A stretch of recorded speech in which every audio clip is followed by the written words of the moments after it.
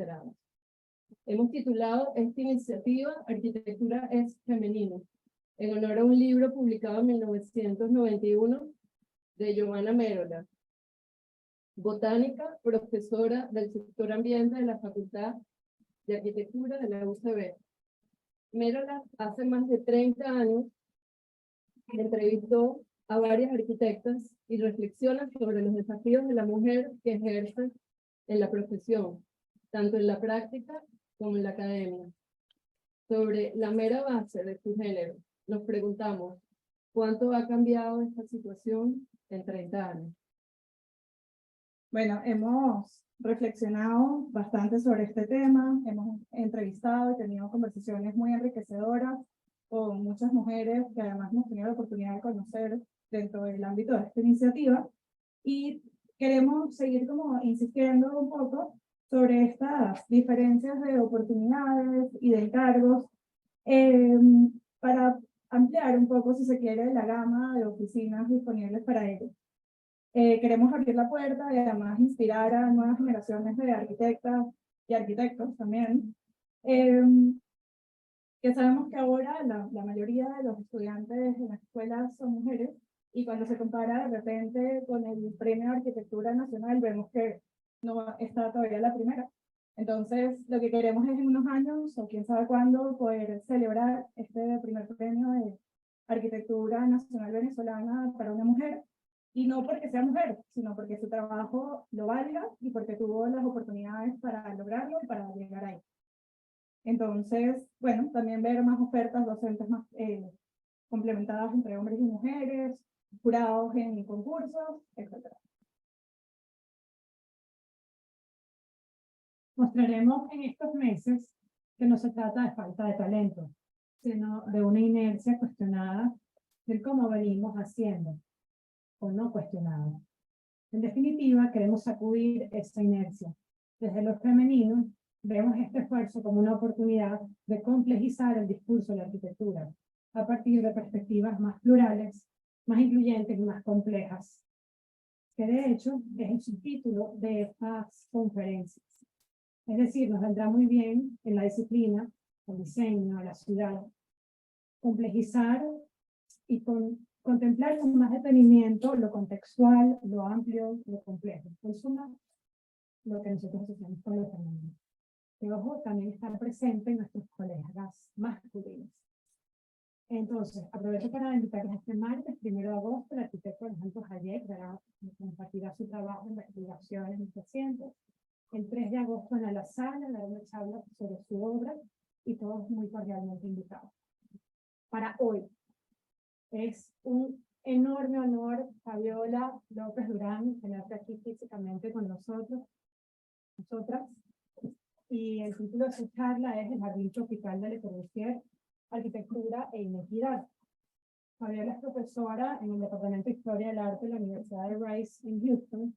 Anteriormente fue becada postdoctoral Mellon en Humanities en el Departamento de Historia del Arte de la Universidad de California, Berkeley. Egresada como arquitecta de Lula en Mérida, y obtuvo su PhD en Historia, Teoría y Crítica de Arquitectura y Arte del MIT. También fue profesora en el Departamento de Diseño, Arquitectura y Artes Plásticas en la Simón Bolívar, y cuenta con numerosos premios y reconocimientos de gran prestigio. Su libro titulado Eugenics in the Garden, Transatlantic Architecture and the Crafting of Modernity fue publicado por la University of Texas Press en el 2018. Emerge de su interés interdisciplinario de la historia, donde conceptos de eugenesia en la medicina y leyes pasaron también a la arquitectura y la planificación urbana a comienzos del siglo pasado, sobre todo esa relación entre Francia y América Latina.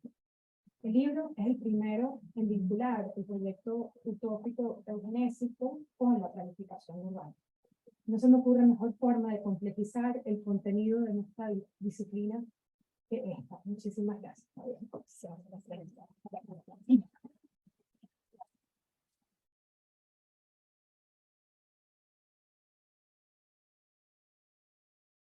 Muchísimas gracias, Elisa, Isabel, Oriana, Paola, Camila, que no sé si está aquí.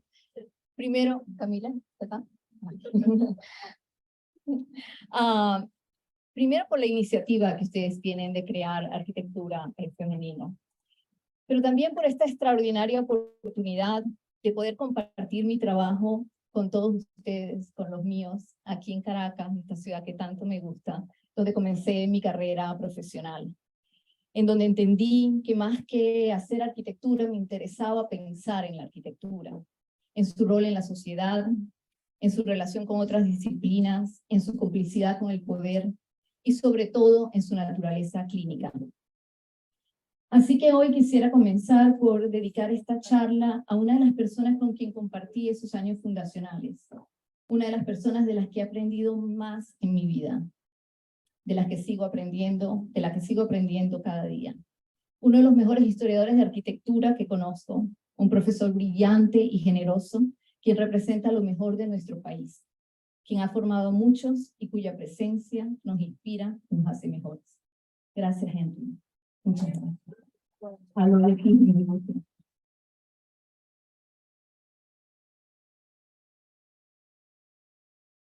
Lo que voy a compartir con ustedes hoy es una síntesis del capítulo 4 de mi libro, Gerencia en el Jardín, un libro que trata sobre cómo el modernismo arquitectónico participó de la exclusión sistemática de los menos favorecidos en nombre del progreso y la modernización.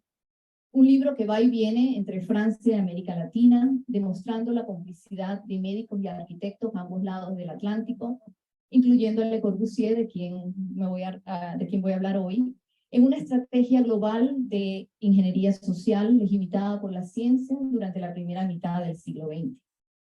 Es un libro que muestra, les quería mostrar la portada, pero ¿por qué? Okay. Un libro que muestra la materialización de ideologías que vieron el progreso como algo alcanzable solamente a través de la normalización de una sociedad patriarcal, idealmente blanca y heterosexual, y de la segregación espacial y los procesos de estratificación racial y de clase que ella conlleva. En otras palabras, es un libro que demuestra hasta qué punto la raza fue y sigue siendo la principal herramienta en la geopolítica del espacio en nuestras ciudades, y cómo el racismo fue y sigue siendo una ideología de progreso. Bueno, vamos a comenzar.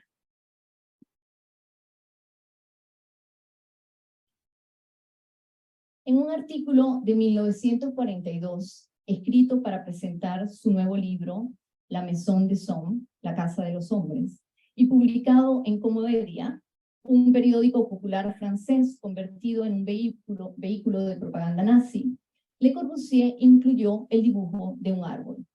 Ustedes lo pueden ver justo aquí.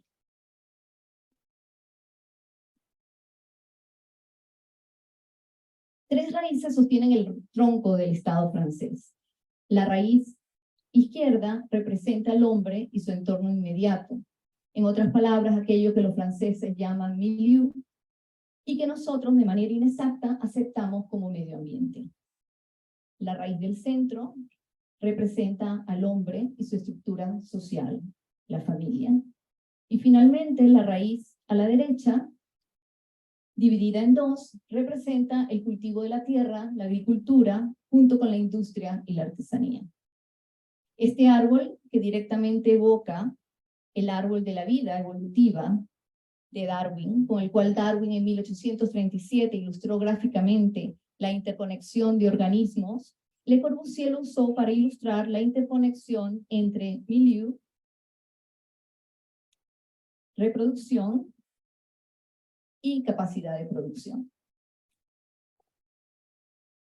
Estas tres cosas unidas por el Estado y lo que se convertiría en una de sus tecnologías más efectivas, el ambiente construido. Con este árbol, Le Corbusier se ubica a sí mismo en compañía de los evolucionistas e inserta así una función ortopédica en la cual la estabilidad de la familia, la nación francesa y su imperio dependen de la estabilidad del entorno físico. En el epicentro de esta doctrina estaba la eugenesia. ¿Por qué no se mueve?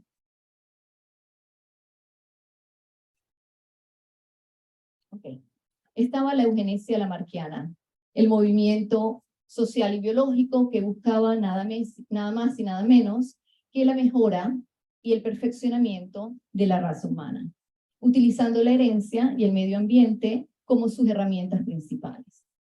Esta forma de eugenesia se basaba en la teoría del científico francés Jean-Baptiste Lamarck, la teoría de la herencia de las características adquiridas, según la cual la evolución se debe a la adaptación a los cambios ambientales, a los cambios ambientales, en contraste con la eugenesia más conocida, la eugenesia lamarckiana, que consideraba la evolución impermeable al medio ambiente y regida únicamente por la genética.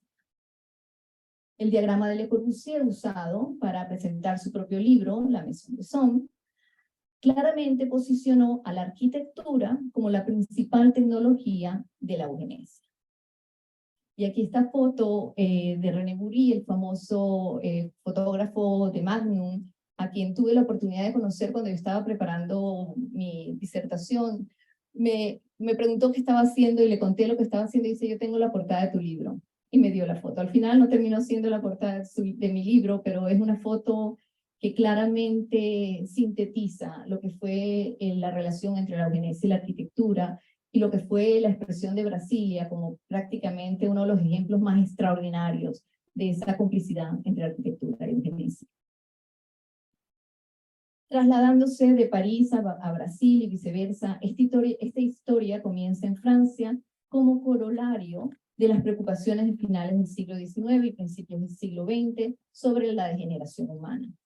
Lo que sigue es una historia de la trayectoria ideológica de Le Corbusier, siempre interesado en implicar la arquitectura en el perfeccionamiento y, como ya veremos, en el proceso de blanqueamiento de la raza humana. Esta historia se basa en los archivos de Le Corbusier en Francia y Brasil, citando sus propias palabras y las de sus colaboradores, dando preferencia a su vida intelectual, tal como la describió en sus escritos, bocetos y discursos producidos entre los años 20 y 40. En otras palabras, esta charla traza la formación de una ideología altamente modernista que apuntaba no solo a una nueva forma de vida, sino a una nueva forma de hombre. Entonces vamos a París en los años 20. Con una visión entrenada en la percepción del orden y con el objetivo de llevar el rigor de las ciencias duras al arte, en 1920, Le Corbusier, Amadeo Saint-Fan y el poeta Paul Dermet fundaron una revista titulada L'Esprit Nouveau. Definiendo el arte como si fuera ciencia, estos editores encontraron en ambos campos una dependencia de números constantes e invariantes con un objetivo compartido, cita, poner el universo en ecuaciones, fin de cita. Fue precisamente con el inicio de esta publicación que Charles Edward Jeanneret, en un proceso por objetivarse a sí mismo, cambió su nombre por Le Corbusier, como si su nuevo nombre le proporcionara orden, lo que él consideraba la más elevada de las necesidades humanas. Y así, como si fuera el resultado de un proceso científico, se alineó con su propia definición de arte y se inventó una persona con su propia cáscara protectora. De manera similar y más gráfica, para la Exposición Internacional de Artes Decorativas, Modernas y Decorativas en París, en 1925, Le Corbusier concibió un pabellón como monumento a la estandarización, al que le daría el mismo nombre de la revista, L'Esprit Nouveau. Lo que describió como una celda ideal para vivir, la unidad biológica, que estaba equipada con electrodomésticos, muebles y obras de arte moderna, se diseñó como una maison outil, una casa como herramienta, imbuida en lo que Michel Foucault llamaría regímenes de prácticas o programas de conducta, aquellos instrumentos de gobernanza que norman la vida cotidiana desde la división del espacio hasta la regulación de la sexualidad. Como Foucault lo entendió y Le Corbusier lo implementó, la normalización era una práctica de estandarización, uno de los grandes instrumentos de poder que es a la vez represivo y productivo porque impone homogeneidad al individuo. Representando un extraño vínculo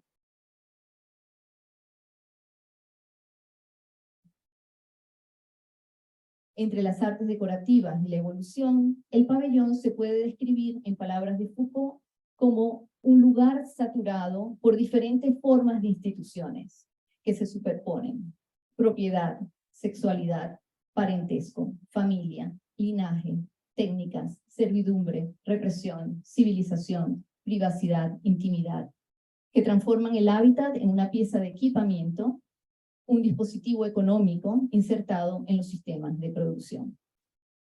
Por lo tanto, más que una mera contribución arquitectónica a la exposición, el pabellón le permitió a Le Corbusier sintetizar la agenda normalizadora del modernismo. Esta síntesis de las artes y las ciencias se plasmó en una serie de 4 libros compuestos por artículos que publicó desde 1920 en la revista L'Esprit Nouveau, cuyos volúmenes cubrieron secuencialmente arquitectura, urbanismo, pintura y artes decorativas.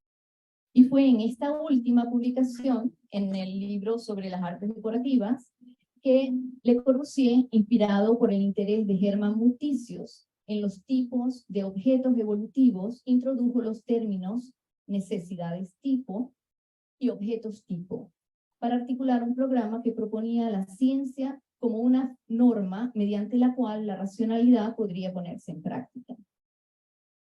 Animado por la afirmación de Muticius de que entre todas las artes la arquitectura era la que más se inclinaba naturalmente hacia un tipo, Le Corbusier imaginó un cuerpo estandarizado con necesidades estándar, sus necesidades tipo, y las piezas de muebles y objetos decorativos, sus objetos tipos, organizados alrededor de ese cuerpo humano estandarizado, sirviéndole de manera casi invisible como lo que él llamó, y esto entre comillas, un servidor dócil, discreto y de baja autoestima. Para introducir esta ideología normalizadora en su libro Las artes decorativas de hoy, Le Corbusier comienza con un discurso sobre la escala.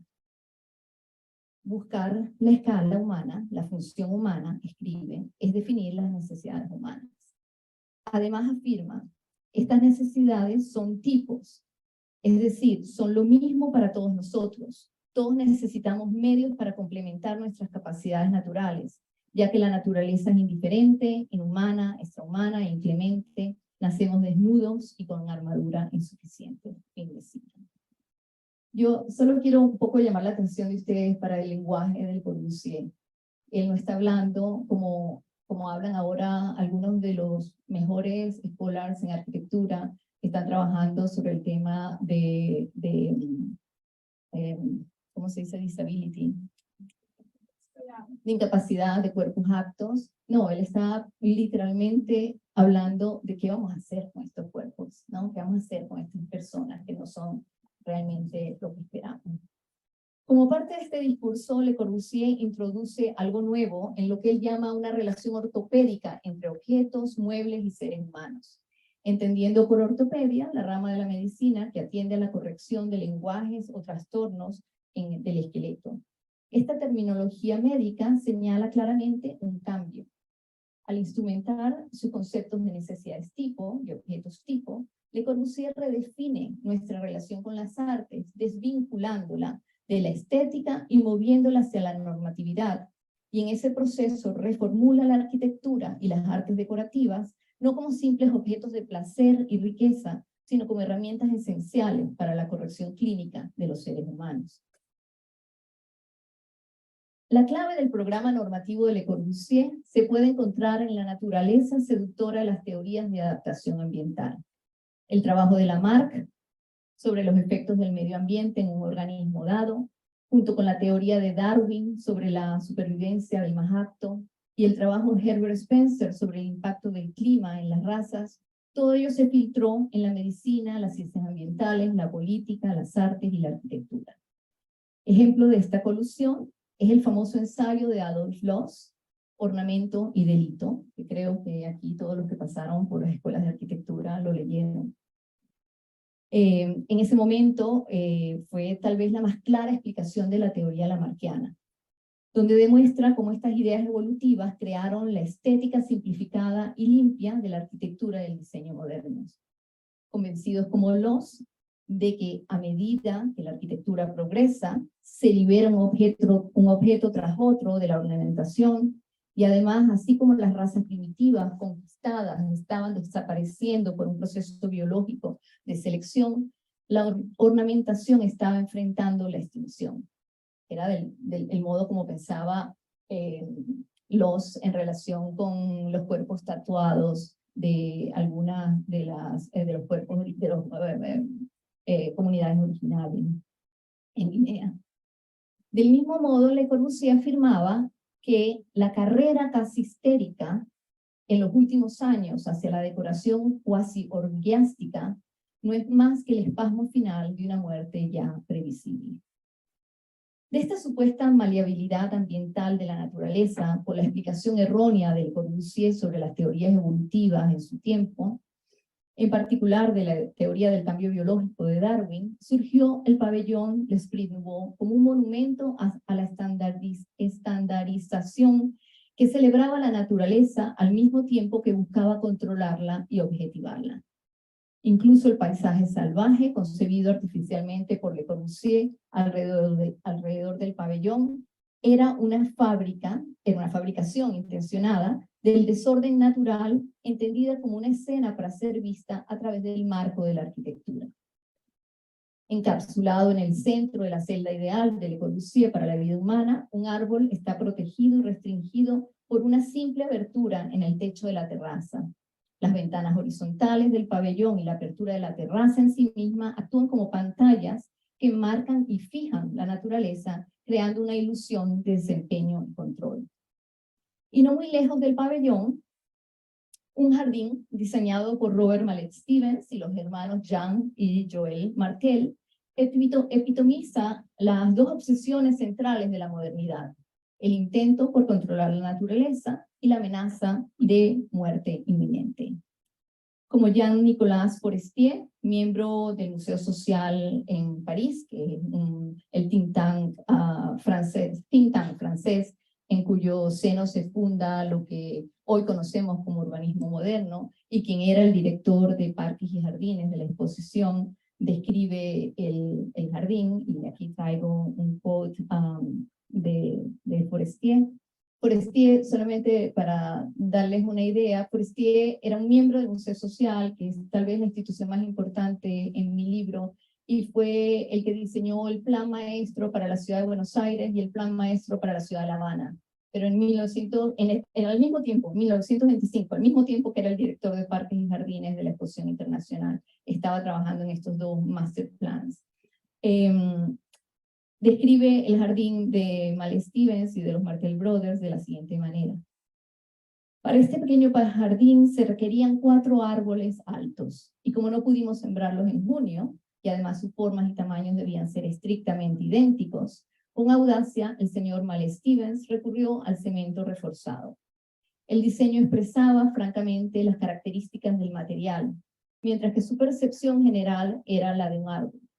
Es bastante difícil comprender la magnitud del ingenio y el arte que se requieren para complementar tal trabajo. Este ingenio, este movimiento para reemplazar árboles vivos, imprevisibles, afectados por estaciones, no idénticos, con réplicas de concreto y por lo tanto formateables, idénticas, blancas, implacables y eternas, presagia lo que la arquitectura podría y haría para la Venecia lamarckiana. Ahora, acompáñenme a Brasil. Para abordar esta segunda parte de mi charla, que se centrará en Río de Janeiro, me voy a referir a un evento que reveló la íntima relación que se venía construyendo desde los años 20 entre eugenesia y arquitectura. En el primer Congreso Brasileño de Eugenesia, en julio de 1929, el médico y antropólogo Edgar Roquetti Pinto se dirigió a una audiencia preocupada por expandir y mejorar la población de un país tan vasto como Brasil. Roquetti Pinto propuso la eugenesia, una nueva ciencia que, junto con la medicina y la higiene, estoy olvidando cómo hablar español, garantizaría la eficiencia y la perfección de la raza. Según él, La eugenesia, en su esfuerzo por mejorar la raza humana, contaría no solo con la herencia, sino también con el entorno como sus herramientas principales. Con las siguientes palabras, el médico brasileño subrayó una agenda positivista que llevó a la arquitectura al centro del movimiento eugenésico en América Latina. Cita: es fundamental enfatizar que la influencia en nuestra raza no proviene del entorno natural, sino del entorno artificial creado por el hombre. Fin de cita. En sus comentarios iniciales ante el Congreso, Pinto destacó el papel crucial que desempeñó el entorno creado por el hombre en la mejora de lo que llamó el patrimonio biológico de la diversa población de Brasil. Claramente, con su invitación a la ingeniería social, apuntaba a la interacción genético-ambiental que ellos esperaban trajera la posibilidad misma del progreso y un Brasil blanco con 0 personas negras para el 2002. Este es el cuadro que ellos presentaron al final de su conferencia en 1929. Y que además irritó a todo el mundo, pero no por lo que pensaríamos que habría, sino porque cuánto se tardaría, o sea, cuán lejos llegarían a ser un país blanco. A partir de ese mismo año, de 1929, fecha del primer viaje de Le Corbusier a América Latina, que coincide con el año del primer Congreso de Eugenesia en Brasil, y 1936, cuando realizaría su segundo viaje, sus discursos se centraron en el otro, racial y sexual, en lo primitivo, en la naturaleza y la muerte. Como se señaló, el miedo a la degeneración había perseguido a la sociedad francesa durante décadas, y una sensación de muerte inminente habitaba la modernidad. Para él, ningún lugar representó mejor esa decadencia que Río de Janeiro, con su población negra y su exótico paisaje tropical. Y como antídoto a esa situación, Le Corbusier abrazó lo que para los franceses era a la vez ciencia y fe, la puericultura, un análogo humano de la agricultura, pero en este caso para el cultivo de la unidad madre-hijo, madre-niño. Desde principios de la década de 1930, Le Corbusier apoyó la puericultura, que promovía políticas para mejorar la calidad de los recién nacidos y manejar a los bebés defectuosos. Y como un lamarquiano de su época, Le Corbusier estaba convencido de que un niño era el resultado de 2 fuerzas en equilibrio, la herencia y su entorno, y que en consecuencia la puericultura era una de las formas más accesibles de conservar y perfeccionar la especie humana. Al fusionar la puericultura y la eugenesia, en un artículo publicado en 1931 en la revista neosindicalista Planes, solicitó el establecimiento de guarderías, había olvidado mostrarles esta imagen que me encanta, de un periódico en Brasil promocionando la puericultura, y mostraba frente a estos monumentos que se convirtieron, eran monumentos dominados por el hombre, ¿no? Donde se podía acceder, se convirtieron en los grandes protagonistas de la ciudad, el Pau de Azúcar y el Corcovado, que es tal vez la selva tropical hecha por el hombre más grande que existe. En esta revista neosindicalista en 1931, Le Corbusier solicitó el establecimiento de guarderías especiales conectadas directamente a cada vivienda, administradas por enfermeras calificadas y supervisadas por médicos, para proporcionar seguridad, selección, crianza científica, en otras palabras, puericultura. Un año más tarde, en un artículo no publicado, Le Corbusier enfáticamente unió las 2 palabras, eugenesia y puericultura, titulando la 4ª sesión de su artículo exactamente con este término compuesto. Su insistencia en ver los términos eugenesia y puericultura como inseparables continuó durante la siguiente década, cuando afirma que la eugenesia y la puericultura asegurarán una raza de buena estirpe. Entonces no es sorprendente que en 1936, mientras preparaba sus charlas en Río de Janeiro para estudiantes de arquitectura, Le Corbusier reuniera en un simple boceto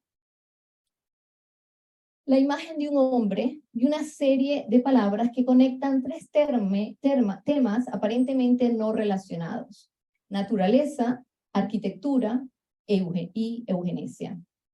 En la parte superior de sus notas está escrita la palabra Castello, seguida por los nombres Lucio Costa, Carlos Porto y las frases Pedro Lepolis, Castello Cliché y Acheté Livre Carrel, un recordatorio para él de comprar el libro de Alexis Carrel, el médico francés ganador del Premio Nobel de Medicina y que acababa de publicar su bestseller de 1935 titulado El hombre, ese desconocido, considerado más tarde como un manifiesto a la supremacía blanca, un llamado inconfundible a la implementación de la eugenesia. El boceto junta el nombre de una montaña derribada en el centro de Río de Janeiro, el Morro do Castelo, con los nombres de dos arquitectos brasileños modernos, el eugenista francés más importante, y la representación del hombre simple que se convirtió en el objeto de transformación para Carrel, Le Corbusier y por supuesto para el gobierno de Brasil. ¿Qué hizo a Le Corbusier pensar en Carrel mientras pensaba en Río de Janeiro? Estaba la teoría de Carrel sobre la salvación de la raza blanca al centro de las ideas de Le Corbusier sobre paisaje, planificación urbana y arquitectura. No es una mera coincidencia que Castello, el mayor laboratorio eugenésico en América Latina, sea la primera palabra que aparece en el boceto. Esta palabra Castello designaba la montaña pulverizada de la cual miles de habitantes considerados indeseables, en su mayoría negros y pobres, fueron desplazados a principios de los años 20. También designaba la explanada que se mantuvo después de esta devastación y que se convirtió en el escenario de la Exposición Internacional de 1922, con sus pabellones neocoloniales y su imagen de Brasil blanco. También fue el nombre del epicentro del plan maestro urbano que Alfred Donat Agache, también miembro del Museo Social, diseñó para Río. Un plan concebido como un tratamiento médico para la ciudad, que para él era una mujer, que llamaba Mademoiselle Carioca, que estaba destinado a ejercer disciplina y control sobre una urbe tropical, ahora limpia de enfermedades e indeseables, que fuese adecuada para la vida europea. Y finalmente también fue el nombre del nuevo edificio, que es un ícono de la arquitectura moderna, como la mayoría de ustedes lo saben, para el Ministerio de Salud y Educación, la institución que estaría a cargo de desarrollar y hacer cumplir las políticas eugenésicas de Brasil durante el nuevo régimen autoritario de Getúlio Vargas. El edificio para el cual se eligió a Lucio Costa como líder del equipo de diseño y al cual Le Corbusier fue invitado como asesor, se ubicaría en ese mismo sitio donde una vez estuvo el histórico Morro do Castelo. Y esta montaña no era una montaña cualquiera, fue la montaña donde se fundó prácticamente la ciudad, o sea, donde la ciudad construyó sus primeras instituciones. Pero como casi todos los centros urbanos de nuestras ciudades, se llenó con un público que en el Brasil de los años 20 era considerado indeseable. No querían tenerlo dando la bienvenida a la capital de un país que celebraba sus 100 años de independencia. Relacionando la transformación dramática del territorio urbano de Río de Janeiro con Costa, quien más tarde tendría a cargo nada menos que el diseño de Brasilia, y con la visión de Carrel para la reconstrucción de la sociedad, Le Corbusier, en un simple boceto, destilaba y concretaba una de las razones más básicas y aceptadas de la modernidad: cambiar el medio ambiente para cambiar al hombre. Para Le Corbusier, el silogismo eugenésico que Lucio Costa había manifestado unos años antes, de que, cito, si la raza era buena y el gobierno era bueno, la arquitectura sería buena, funcionaba también al revés. Y me refiero al silogismo planteado por Costa en una entrevista al diario O País en 1928, en donde afirmó, y leo la cita un poco más amplia para que ustedes vean el contexto, donde él decía, Soy pesimista sobre la arquitectura y el urbanismo en general. Toda arquitectura es una cuestión de raza. Mientras nuestra nación sea esa cosa exótica que vemos en las calles, nuestra arquitectura inevitablemente será una cosa exótica. No es esa media docena que viaja y viste en Rue de la Paix, sino esa multitud anónima que toma los trenes en la estación central y en Leopoldina, gente con cara de enfermos que nos avergüenza por todas partes. ¿Qué podemos esperar de personas así? Todo es función de la raza.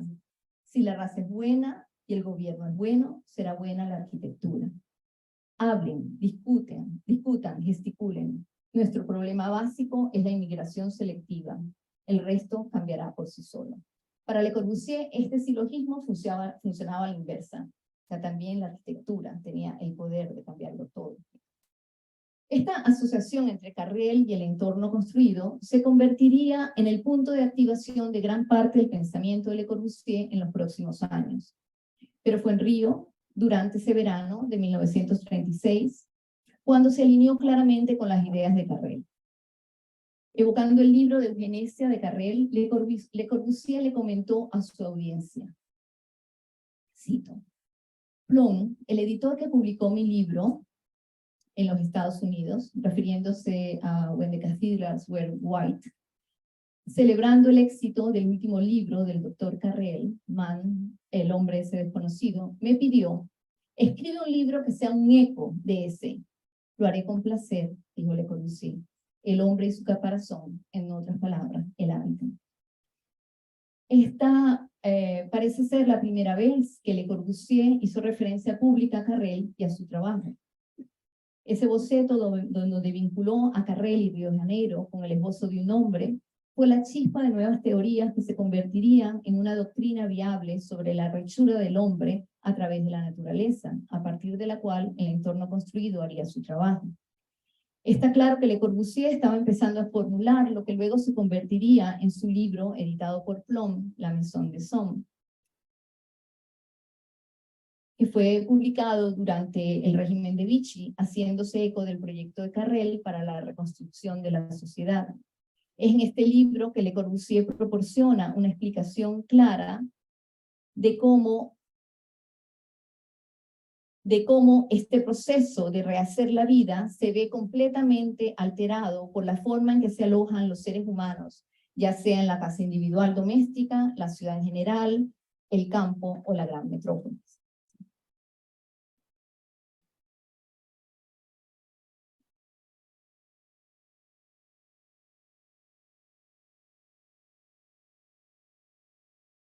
Los años 40 comenzaron para Le Corbusier con un impulso febril hacia la colaboración con otros. El 3 de julio de 1940 se estableció precisamente en uno de los mismos hoteles donde el régimen de Vichy, solo 3 días antes, había establecido su sede, en la zona libre de la ciudad termal de Vichy. En sintonía con sus esfuerzos persistentes por trabajar con el gobierno del Maréchal Pétain, Le Corbusier convirtió a Vichy en su base de operaciones. Durante los 2 años siguientes, la fe de Le Corbusier, tanto en los objetivos del régimen como en su potencial para contribuir con ellos, solo se vio frenada por la falta de interés que ellos mostraron en los asuntos urbanísticos, sin menguarse por las atrocidades perpetuadas por el régimen con el que estaba ansioso por colaborar. Le Corbusier estaba feliz de encontrar un gobierno que adoptaba ideas que él había estado desarrollando desde la década de los 20. Ubicó estas ideas en la base de su doctrina central, las articuló por primera vez en Precisions, el libro que escribió sobre sus primeros viajes a América Latina en 1929, y las rearticuló en La Maison des Hommes, el cual emulaba el libro de Carrel, y en otros 5 libros que escribió durante la década de los 40. Esta doctrina apuntaba no solo a una nueva forma de vivir, sino a una nueva forma de hombre, y dependía del control firme sobre la naturaleza a través de la estandarización de la vida y la creación de un ser humano universalizado y normado que permitiría desplegar un sistema de salvación secular, la cuasi religión del urbanismo. Si bien comenzó a articular esta doctrina en 1930, inmediatamente después de su primer viaje a Brasil, No fue sino hasta 1936, después de regresar de su segundo viaje a Brasil y de establecer una relación con Alexis Carrel, que pudo solidificarla. En ese momento nadie era más influyente para Le Corbusier que Carrel. En algún momento, en 1937, le envió sus libros al célebre eugenista, no como un acto de cordialidad o buscando publicidad para su trabajo, sino como una forma de iniciar un intercambio intelectual. Le Corbusier quería la opinión de Carrel, el hombre que había escrito la teoría de la eugenesia más influyente, incrustada en un racismo radical, sexismo y políticas de eutanasia para delincuentes y los llamados degenerados. Tan pronto como abandonó París y se estableció en la zona libre de Vichy, con la posibilidad de conversar con Carrel, Le Corbusier se hizo el propósito de difundir sus ideas.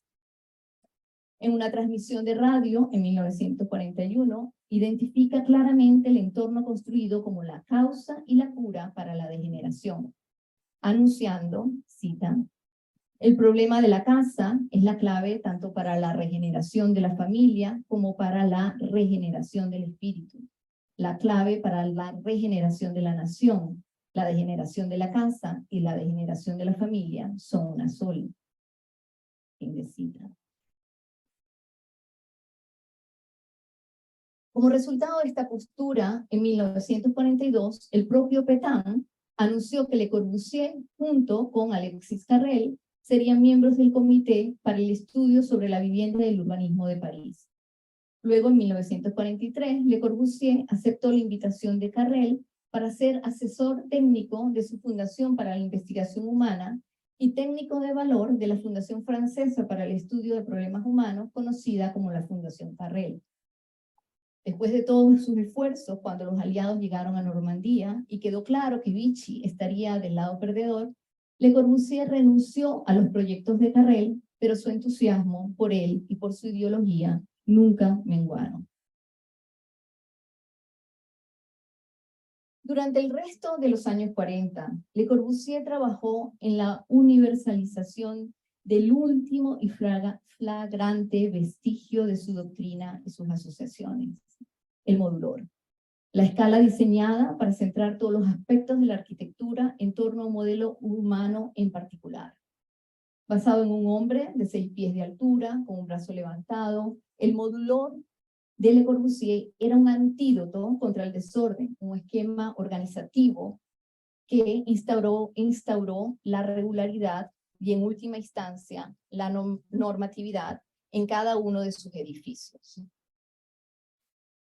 Las manos y pies demasiado grandes del modulor, tan emblemáticos del primitivismo en el arte moderno, apuntan a la obra de Le Corbusier en América Latina.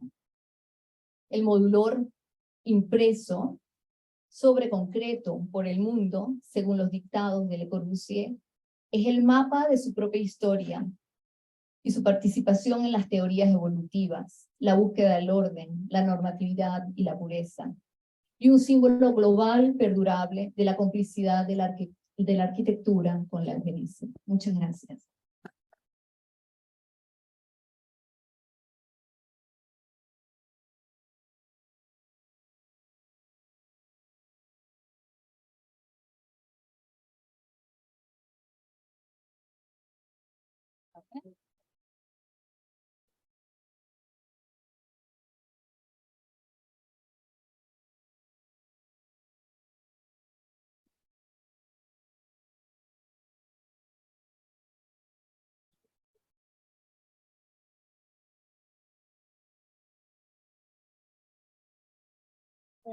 Ahora sí. Bueno, Fabiola, muchísimas gracias.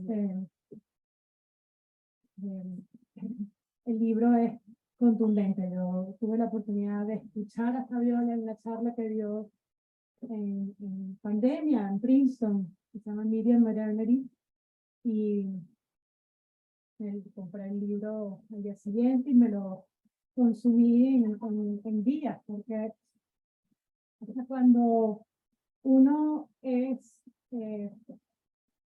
producto de una formación dentro de la era del modernismo y todo lo que viene después, o sea, yo no me formé aquí, pero para los arquitectos que se forman acá con el legado de Villanueva, con toda la herencia de esta modernidad que todavía hoy celebramos en exposiciones que están en el momento, este aspecto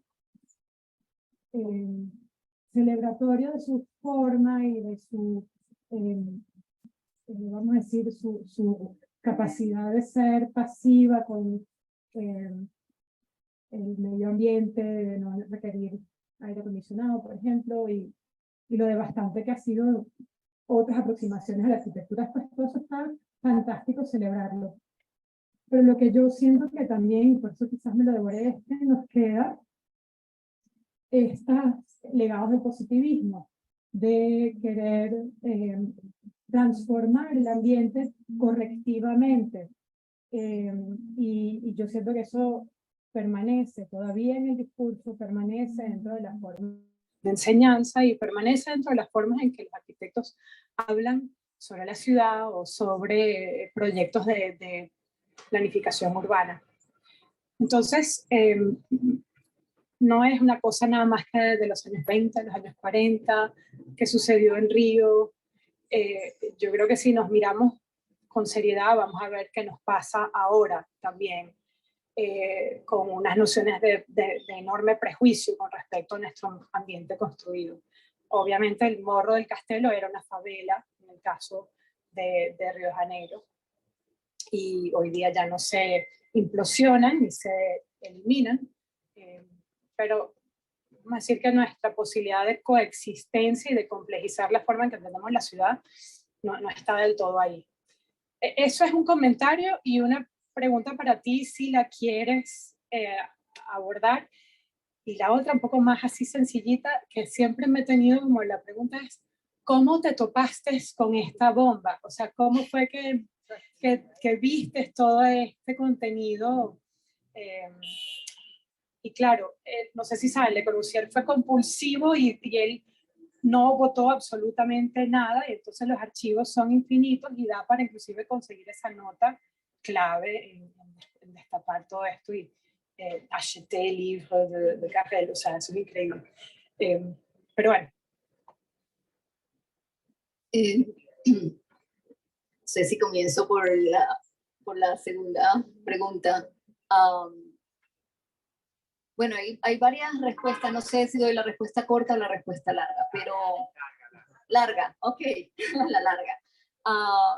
Yo cuando fui aceptada en MIT para hacer mi doctorado, fui aceptada con un proyecto ridículo, no sé cómo me aceptaron, pero bueno, gracias a Dios me aceptaron. Y no tenía nada que ver con América Latina, pero yo tomé una clase sobre la historia del cuerpo porque por motivos estrictamente personales. Yo soy una sobreviviente de cáncer y quería un poco entender el cuerpo desde el punto de vista del cuerpo enfermo. Y fue una clase fantástica que iba desde la historia del cuerpo en la época victoriana y todos los cuerpos disciplinarios sobre el cuerpo y el cuerpo de la mujer en particular, hasta robótica, muy MIT. Y ese curso me topó con historia eugenésica. Y para mí eso fue fascinante. Entonces decidí tomar una clase en Historia de la Ciencia en Harvard sobre la historia de la genética y comencé a trabajar con una profesora en Harvard. Y para mí eso era un discurso que estaba como paralelo a la arquitectura, no tenía nada que ver con la arquitectura. Pero en medio de eso me topo con esta institución en Francia que se llama el Museo Social, que es una institución muy conservadora, que yo nunca había ido a nombrar. Y en mi primer viaje a Francia de investigación me voy al Museo Social. Y comienzo a darme cuenta que todos los grandes planificadores urbanos eran miembros del Museo Social y trabajaban en un departamento del Museo Social junto con un grupo de médicos. Con Pinal, el que hizo por primera vez la revitalización del término puericultura, con Landoucy, que revitalizó otro término similar a la puericultura, pero en vez del cultivo de la madre-niño, de la unidad madre-niño, era el cultivo del hombre por el resto de la vida. Y luego todos estos arquitectos, Agache, el que hizo el proyecto del Master Plan de Río, Forestier, el Master Plan de Buenos Aires y de La Habana, Rotival, aquí en Caracas, Yoseli en Ecuador, y no solamente en América Latina, sino también en África del Norte, en Madagascar, en Indochina, bueno, en muchísimas partes del sur global. Y eso me pareció fascinante, pero luego me encuentro con la complicidad clara de que estos arquitectos, y en especial Agache, que para Le Corbusier era así como Agache estaba haciendo lo que Le Corbusier quería hacer. Cuando Le Corbusier viaja a Brasil, se encuentra con Agache en 1929 desarrollando el Master Plan de Río, que es lo que él quiere hacer. Y todos ellos están realmente trabajando sobre unos términos completamente médicos y sobre lo que era la implementación de la arquitectura como una teoría, lo que yo entendí como una tecnología de la eugenesia. Eso me lleva a Brasil, y en los archivos en Brasil me encuentro ese pequeño sketch. Y bueno, ese pequeño sketch me dejó un poco como confusa, porque como todos ustedes saben, yo creo que nadie ha tenido mayor cobertura que Le Corbusier. O sea, en el campo de la modernidad no hay nadie que haya tenido más libros publicados que Le Corbusier, más ensayos que Le Corbusier, más exposiciones sobre su obra, más films, documentales, etc. Y yo decía, no, alguien tiene que haber escrito sobre esto. Bueno, encuentro los archivos, los reviso, encuentro el libro de Carrel que él mantiene y donde en la primera página dice Río de Janeiro, 1936. Lo estaba leyendo cuando estaba en Río.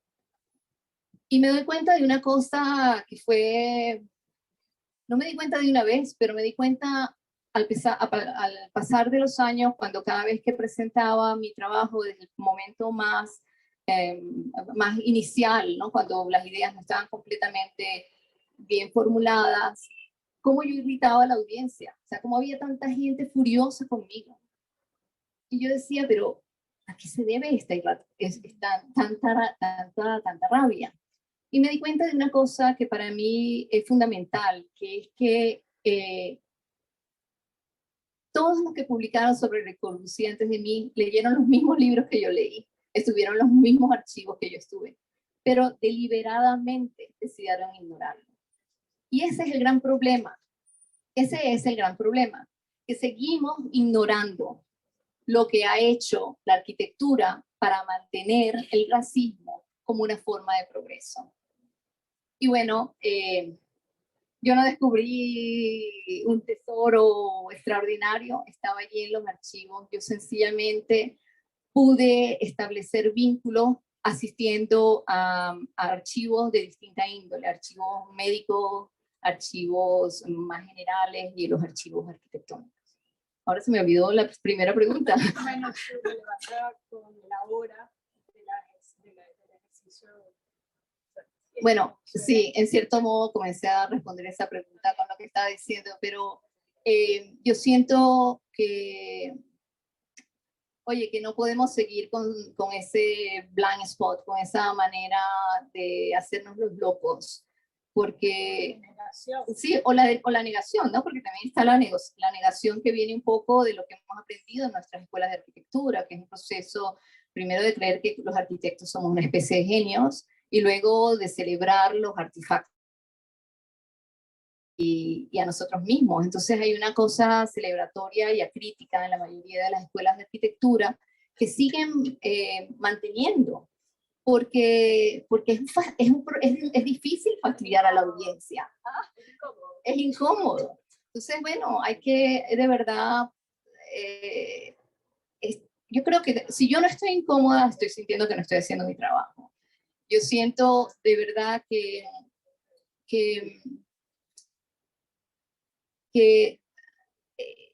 hemos crecido, nos hemos formado en un mundo patriarcal y profundamente racista.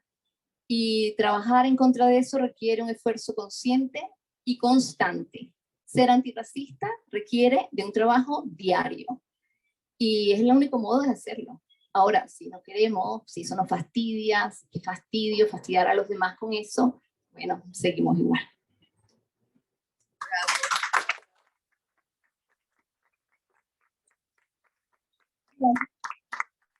Bueno, quisiéramos reunir algunas preguntas de la audiencia, entonces vayan pensando.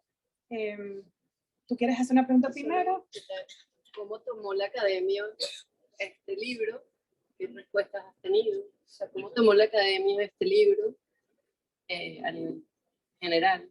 Porque además es un libro recientemente publicado, creo que tiene 3 años, 5 años. Entonces, ¿qué ha pasado después de la publicación? Porque has propagado mucho y has hablado mucho del tema y has hecho muchas charlas, ¿no? Por eso. Bueno, ha habido de todo. O sea, honestamente, lo que ha sido realmente una constante hasta hace muy poco, yo creo que hasta esa charla en Princeton fue la primera vez que yo sentí, bueno, habían todas estas grandes scholars del Corbusier. Beatriz Colomina era la interlocutora, fue quien me invitó para esto. Bueno, estaba mucha gente que ha escrito sobre Le Corbusier. Y yo debo reconocer que ese fue el primer momento en que yo sentí como una apertura, ¿sabes? Y como un reconocimiento de esto nos hace mejores, no lo hicimos nosotras, no lo hicimos nosotros, qué bien que lo hiciste, ahora hay un camino diferente. Pero la misma Beatriz fue inspiradora para esto. O sea, yo me acuerdo de haber leído, estando en Europa, leer el periódico El País, y Beatriz Colomina hablando de la naturaleza clínica de la arquitectura. Estoy hablando de hace muchos años, cuando yo estaba apenas... sí, yo era estudiante en ese momento, pero ha habido de todo. Yo creo que sobre todo ha sido muy irritante para las élites brasileñas, que me he encontrado en Suiza, por ejemplo, habían 2 brasileños en el Politécnico de Zurich, donde di una conferencia hace, no sé, unos 10 años, que estaban furiosos, pero furiosos conmigo. Los que han escrito sobre la Corbusier, pues tampoco están contentos. He encontrado de todo. Pero lo que ha sido tal vez de las cosas más extraordinarias que me han pasado fue la reacción agresiva, porque esas cosas no pasan en Estados Unidos. En Estados Unidos la gente discorda contigo, pero elegantemente, con mucho cuidado. Pero en España, el año pasado, di una conferencia que no tenía que ver con esto, tiene que ver con un trabajo nuevo que estoy haciendo. Y un profesor de la universidad me llamó woke, como un insulto. ¿Sabes? Eso nunca me había pasado. Nunca me había pasado. Entonces, mira, nada, ya, era un hombre blanco, viejo y muy arrogante. Pero fue un momento de esos en que tú dices, bueno, exactamente por eso estoy acá. Y fue una de esas situaciones incómodas, pero para mí muy importante. Se nos ocurre que podemos usar este micrófono, un poco el que tenga miedo escénico, sorry, pero... Si no, desde el puesto también. O sea, como se anima no digo, desde el puesto. Sin micrófono. ¿Alguien quiere hacer una pregunta? Eso creo que sería la primera. ¿Se quieren acercar? La primera pregunta. Quería saber es si tu conciencia como latinoamericana, como venezolana, te dio una perspectiva sobre la investigación. Porque no es igual que esta investigación la haya hecho una venezolana, que la haya hecho una italiana o una canadiense, ¿no? Creo que esa perspectiva puede haber sido algo interesante. Y también, ¿cómo viviste la era Trump? ¿No? Porque cómo le dio contexto esta investigación, estudiando esto en el MIT, estudiando esto en Harvard, y lo que hemos vivido recientemente en Estados Unidos, ¿no? Con el gobierno de Trump. ¿Cómo le da perspectiva también a esto que tú dices que todavía seguimos sufriendo? Mil gracias por esa pregunta. Yo creo que yo no hubiera podido escribir este libro si yo no hubiese crecido aquí. Yo creo que el hecho de ser latinoamericana no solamente me permitió tener el idioma para explorar los archivos, bueno, el idioma que tuve que aprender a último minuto porque el portugués no estaba dentro de mi perspectiva, pero digamos los idiomas que necesitaba para acceder a los archivos aquí en América Latina, sino que había una cosa casi que personal, es decir, yo no tengo 80 años y yo crecí acá tomando una materia que era obligatoria y que creo que fue obligatoria hasta el año, no sé, 85, que era puericultura. Y yo estudié en un colegio mixto, pero esa materia la tomábamos solamente las niñas. Puericultura. O sea, yo soy parte de eso, yo soy parte de ese laboratorio que se creó, de ese laboratorio normativo. Eso me permitió a mí ver cosas que estaban como dentro de mi propia historia como latinoamericana y como mujer, que fueron fundamentales para tener una perspectiva más crítica ante el material que me estaba encontrando en los archivos. ¿Cómo viví la era Trump? Dando muchas conferencias. La verdad es que durante esos años yo prácticamente acepté todas las invitaciones que tuve. O sea, yo fui, no sé, di sobre este tema 4 conferencias en Princeton, 2 en Harvard, 2 en Yale. En Iowa hice un tour en College de Iowa. No sé, pasé por de la costa este a la costa oeste, al centro del país. O sea, fui a todas las partes que me invitaron, sin ningún tipo de discriminación. Y fue una locura porque estaba muerta, era una cosa de verdad tremenda, ¿no? Que requiere, tú estás dando clases, tienes 500.000 obligaciones y luego te tienes que montar en un avión para ir a tal sitio. Bueno, luego vino la pandemia y las invitaciones subieron porque eso fue una parte buena de la pandemia, que permitía hacer más cosas porque lo hacías todo online. Yo sentí durante la época de Trump que mi trabajo era absolutamente vigente, que yo estaba hablando de la prehistoria de lo que estábamos viviendo en los Estados Unidos.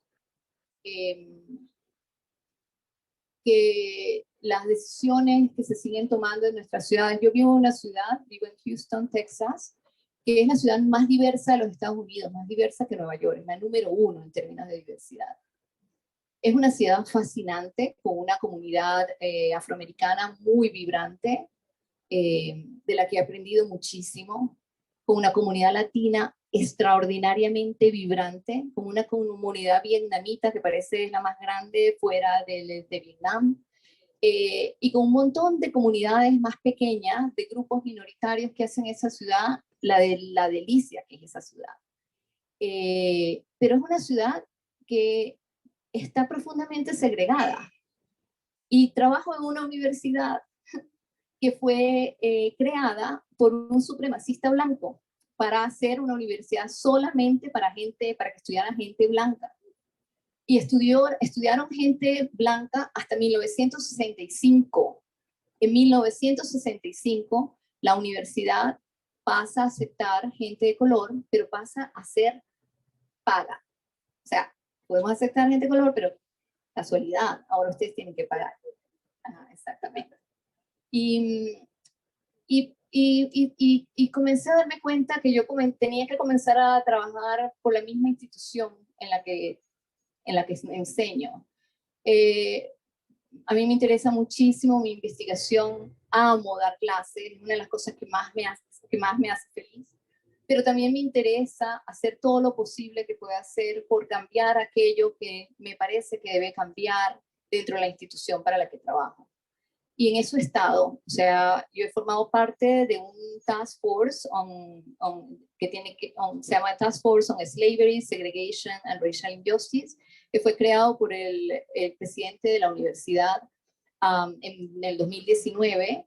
Yo creo que justamente todo lo que estaba pasando con Trump hizo que este presidente, que tenía 18 años siendo presidente de Rice, decidiera que nos teníamos que enfocar a conocer la historia de la universidad para ser mejores, para ser una universidad que sea para todos, tanto para los estudiantes blancos, para la que fue creada, como para los estudiantes negros y latinos que ahora la frecuentan, y también el staff y el personal docente, que es bastante más diverso ahora. Y parte de eso creé un research collective, porque lo que hacemos con nosotros es siempre mejor que lo que hacemos solos. Y que lo forman estudiantes de PhD y estudiantes de pregrado, se llama The Racial Geography Project, y nos hemos dedicado a estudiar la historia de Rice en relación con el racismo. Y una gran sorpresa que me llevo es que primero me entero que Francis Galton, el padre de la eugenesia, está esculpido en el claustro académico. Y que en la conferencia inaugural de Rice University, el presidente que venía de Princeton, porque Rice se hizo a imagen y semejanza de Princeton, dijo en la conferencia inaugural que esta era una universidad científica cuyo currículum se basaría en ciencias aplicadas y en 4 ciencias aplicadas: economía, ingeniería, eugenesia y la educación en sí misma. Eso fue sensacional para mí encontrarlo, y luego, bueno, ver que las primeras décadas de la historia de la universidad en la que trabajo, que es una universidad extraordinaria y que cada vez es mejor, es infinitamente mejor que la que yo encontré hace 10 años cuando llegué allí, había comenzado pensando que la eugenesia tenía que ser una de las bases fundacionales del currículum de la universidad. O sea, estamos hablando de una institución que está siempre en los rankings entre las 15 mejores universidades en los Estados Unidos, que no ha pasado por el proceso como de entender su propia historia, ¿sabes? Para ser como más justa con la población que tiene actualmente, que es una población que se parece mucho más a la ciudad en la que está. Así que bueno, nada, es un trabajo diario que tiene muchas facetas y muchos modos de expresarse.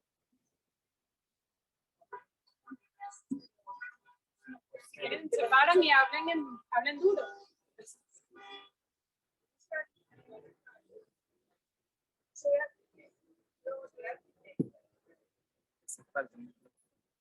Pero me da una gran curiosidad más allá de todo. ¿Qué piensas tú de la arquitectura? Me interesaría mucho saber eso. De la obra, como arquitectura, como hechura y como legado arquitectónicamente, sin ideología, hasta. Bueno, no puedes separar la arquitectura y la ideología. No, pero no puedes. Un hecho que ha quedado en el tiempo. Hay una materialidad arquitectónica que ha quedado en un espacio, que ha quedado en el tiempo y que ha convivido una ciudad y con sus ciudadanos. Yo acabo de estar en Marsella, en la unidad habitacional. Cuando yo vi aquello, fenomenal, la dignidad de ese edificio, lo interesante de ese edificio, la belleza de ese edificio dentro de su gran brutalismo y lo armónico a pesar de lo moderno de hecho todo. O sea, yo respeto muchísimo escuchar, pero me da muchísima curiosidad saber. O sea, tú quisieras saber qué pienso yo de la obra de Le Corbusier. Yo pienso que Le Corbusier era un genio. Yo pienso que Le Corbusier era un arquitecto extraordinario, genial. La unidad habitacional de Marsella, Le Corbusier la diseña mientras oye a Alexis Carrel dar una charla. Yo tengo los apuntes de Le Corbusier atendiendo a Carrel y decidiendo qué es lo que él va a hacer en la unidad habitacional de Marsella. O sea, como él decide que arriba va la clínica de puericultura, donde van a estar el jardín para los niños. Aquí se van a controlar cuáles van a ser los niños que realmente van a ser productivos. Luego una especie de ciudad en el 6º o 7º piso, no recuerdo, donde bueno, van a estar los distintos servicios que se requieren. Luego los apartamentos, que son una síntesis del pabellón del Esprit Nouveau que hizo en 1920. Ese edificio de la unidad habitacional de Marsella es la expresión clarísima de su doctrina, de esa doctrina que él visualiza oyendo a Carrel. Es un edificio extraordinario porque está en una de las zonas más afluentes de la ciudad de Marsella. Pero no sé si fuiste a los alrededores de Marsella, donde están copias de ese edificio, en los banlieues de la ciudad, en la periferia. No es tan digno, no es tan digno. Me imagino que Sí. hay muchas cosas que no envejecieron, pero yo, por ejemplo, los bloques diseñados por mi hermano,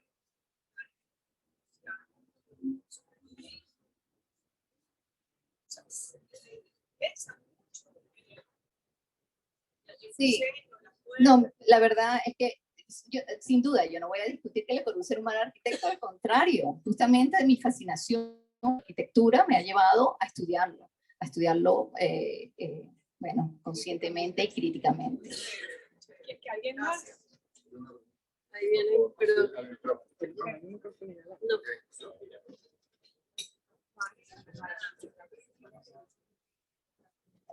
Contale que griten. No le viene.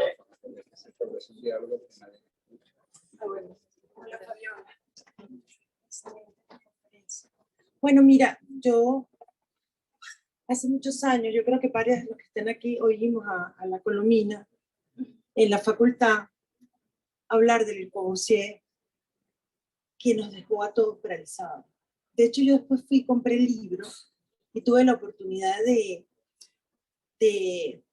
ir a fondo. O sea, eso fue una conferencia que ella además tuvo una hora, fue fascinante hablar de un Le Corbusier obsesionado por una mujer que además era el ingreso, aquella casa y aquella cosa perturbadora que nos hizo ver a un maestro que se empezaba a caer. Yo decía, Dios mío, pero es que no solo, yo me imaginaba las fiestas, las cosas, la obsesión con todo lo que hacía. Entonces ahí, ya Le Corbusier que yo tuve la oportunidad de ir a la Barbican en Londres a ver la exposición, estuve todo el día.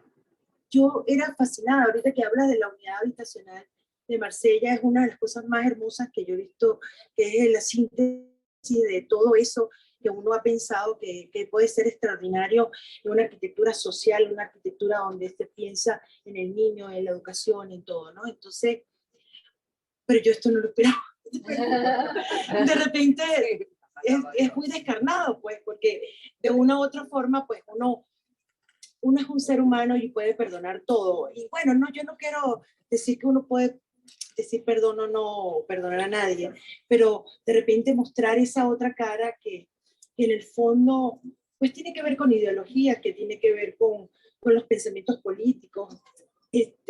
Uno, en este mundo ahorita que está todo tan confrontado, pues que de repente tú empiezas a sentir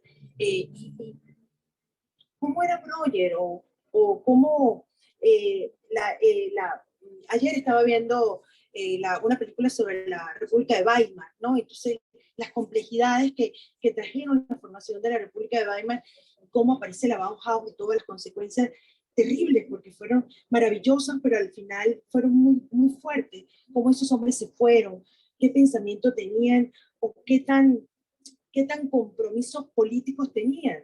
Ahorita con la película de Oppenheimer aparecen cosas terribles que cuando tú lo pones en un contexto, tú dices cómo las ideologías y los extremismos pueden llevar a las destrucciones de seres humanos y de sociedades enteras, porque yo creo que ahorita estamos viviendo momentos bastante complejos, ¿no? Entonces, traer a relucir esto me encanta porque ya los dioses ya tienen los pies de barro, ¿me entiendes? Y entonces me encantaría ver dónde podemos conseguir tu libro un poco para ahondar más sobre el tema, porque creo que es muy pertinente y, como te digo, ya nadie se escapa de nada. Gracias. Para darle un poco de contexto a eso, la charla a la que se refiere fue en el contexto del jurado de CAF, del concurso de La Torre, que vino Beatriz Colomina de jurado, y en la FAU se dio una charla y ella se enfocó en Eileen Gray, la casa 1027. Y yo creo que por primera vez la gente vio esa foto de Le Corbusier sin ropa, dibujando sobre o violentando su casa. La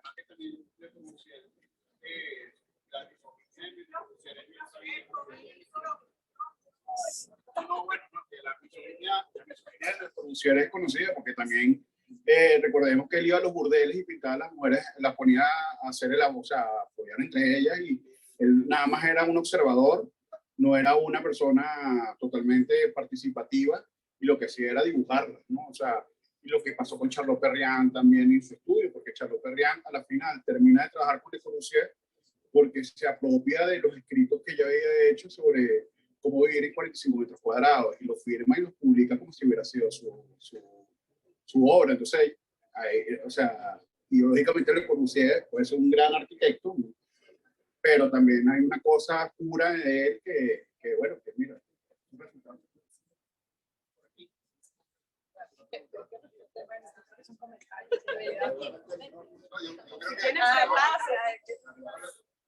Es muy breve.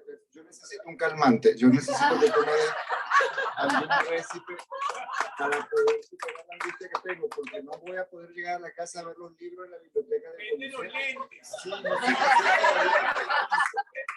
Es que, digo, mira, me siento angustiado, me siento culpable. Tengo una maqueta de la Villa Chodán en el salón, los libros en la sala. He hablado de Corbusier toda mi vida. Y te digo, menos mal que Miss no escribió mucho, porque si tú haces un libro sobre uno, me va a dar otra cosa. Dame un calmante, te lo regalo.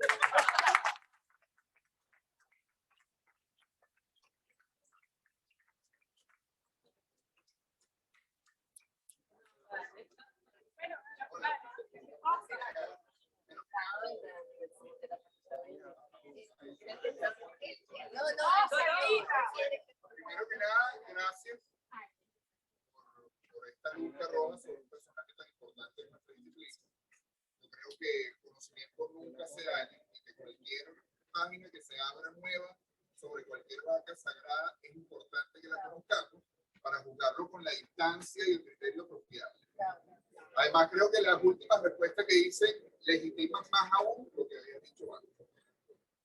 La pregunta que yo quería hacer es porque muchas veces un objeto, tanto de diseño industrial como de arquitectura, puede terminar asumiendo caracteres muy diferentes a los que intencionalmente tenía su autor. Me vino a la memoria el Volkswagen, el escarabajo, que era un carro fabricado por la Alemania hitleriana y terminó siendo un elemento de identidad incluso en México. Entonces, la pregunta es, todos estos planes que tenía Corbu para la unidad de habitación, esa especie de criba genética que iba a suceder allí para seleccionar niños que iban para acá o para allá, ¿en la práctica se llevó a cabo o solamente quedó una cosa?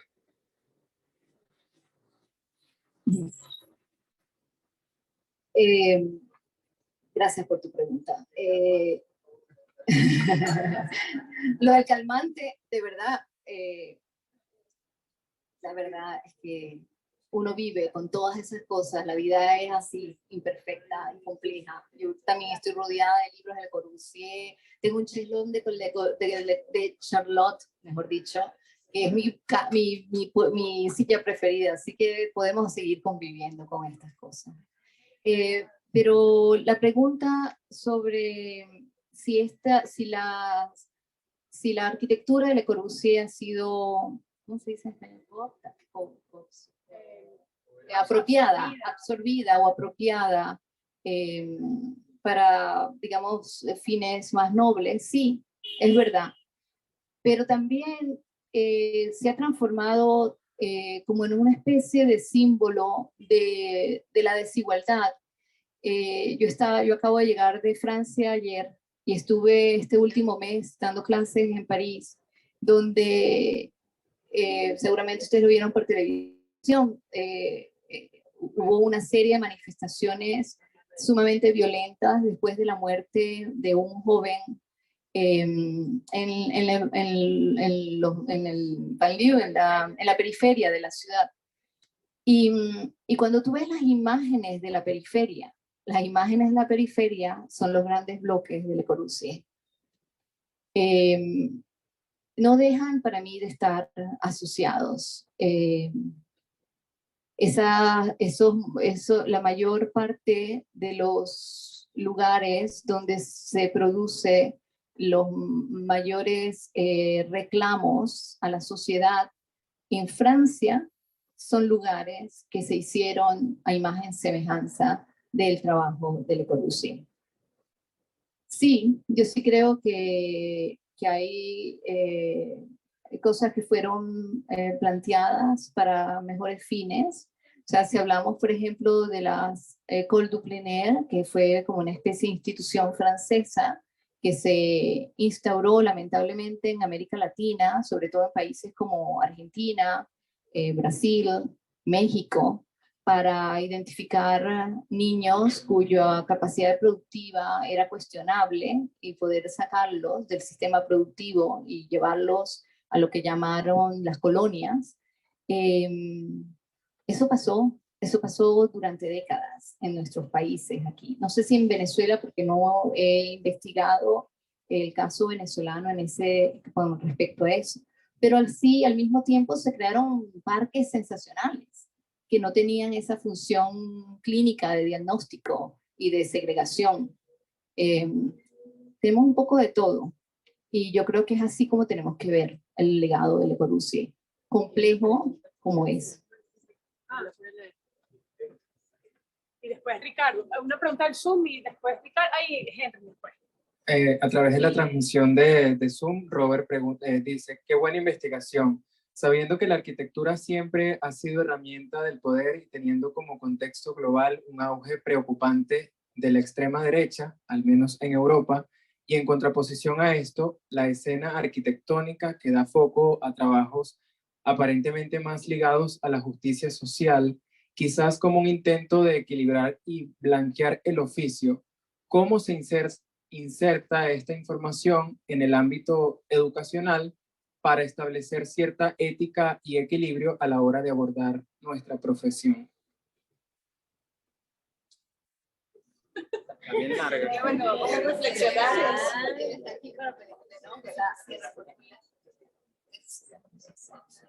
¿Cómo se inserta esta información en el ámbito educacional? Dice.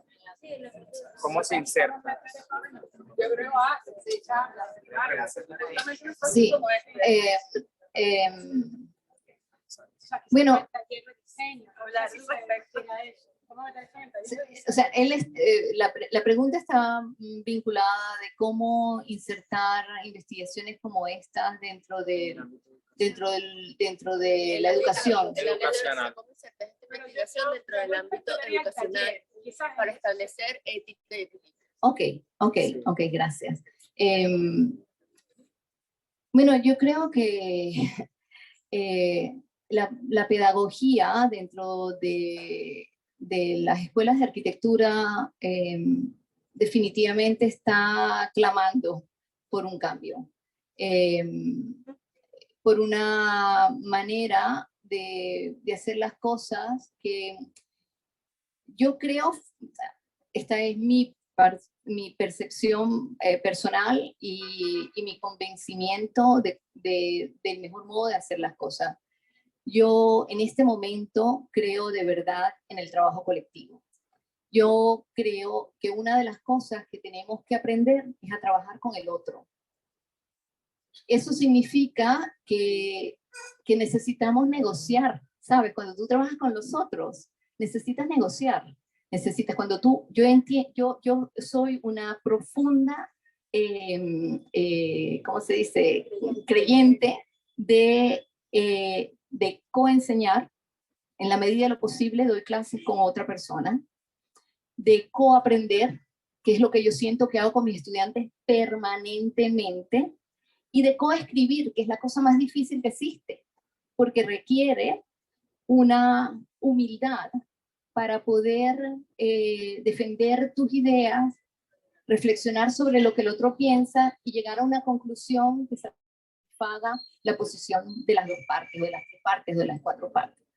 Yo acabo de publicar un libro que coedité con quien fue mi advisor en MIT y con otros colegas, que para mí ha sido una de las experiencias más enriquecedoras de trabajar con otros. Fueron 10 años de workshop, el Architecture in Development. El título es Architecture in Development, Systems and the Emergence of the Global South. Y fue una experiencia extraordinaria en ese sentido. ¿Por qué estoy diciendo esto? Porque hemos creído en la academia que lo más valioso es lo que hace solo, como arquitecto, como escritor, como investigador. En la academia, en la arquitectura y en las humanidades. Yo creo más en el sistema científico. La gente en las ciencias trabajan juntos, publican juntos, hacen experimentos juntos, hay más de un autor, son colaboradores. Tenemos que aprender a hablar más de nosotros y hacer cosas más plurales. Yo creo que allí está el centro de la ética en nuestra profesión para poder hacer un trabajo más justo y más de acuerdo a la actualidad. O sea, las diferentes perspectivas, gente distinta pensando juntos, gente con distintos backgrounds.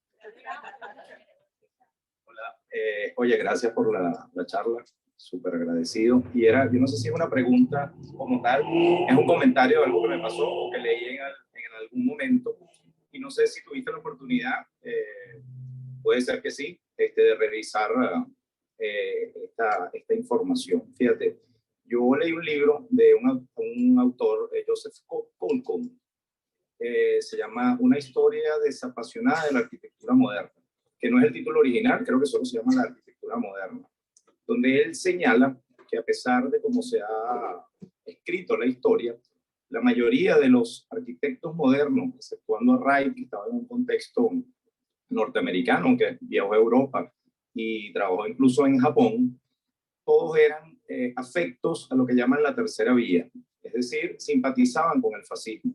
Esto incluye a Mies van der Rohe, inclusive Alto, que fue a buscar con el partido nazi trabajo en Alemania. Entonces, bueno, recordé eso, un poco él no profundiza mucho en esto, el libro habla de otras cosas, pero es un poco como desnudar el pensamiento o por dónde iban los tiros ideológicamente de estos personajes. Entonces, bueno, como recordé un poco eso que había leído de este autor de ese tema. Gracias por eso. Yo creo que con tu comentario, a mí me parece que es pertinente decir que, ¿sabes? De Le Corbusier siempre se habló de que era un oportunista, de que colaboró con los nazis. Esa parte a mí sola me dice poco. Lo que a mí me parece importante y que aplica para otros arquitectos modernos es que realmente décadas antes de que el nazismo apareciera en escena, se estaba gestando una ideología que creó una doctrina que estaba de verdad en la misma página de los sistemas fascistas y nazistas en Europa. Entonces no es realmente que si fueron oportunistas y que colaboraron con los nazis, es que colaboraron con los nazis porque venían desarrollando un cuerpo de trabajo que estaba acorde con las ideas de estos regímenes. Bueno, nada, solo quería comentar eso.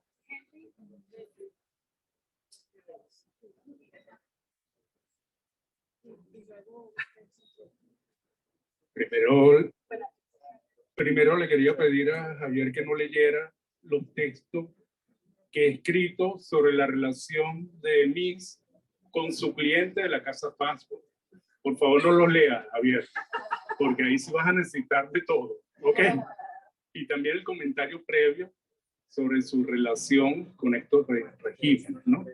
Luego, segundo, bueno, primero que nada quiero darte las gracias por la dedicatoria. Para mí es un enorme honor, de verdad, muchas gracias. Me agarraste fuera de base, emocional, y además con un trabajo tan fascinante y terrible a la vez, como es esto, ¿no? Que es esto lo que tiene.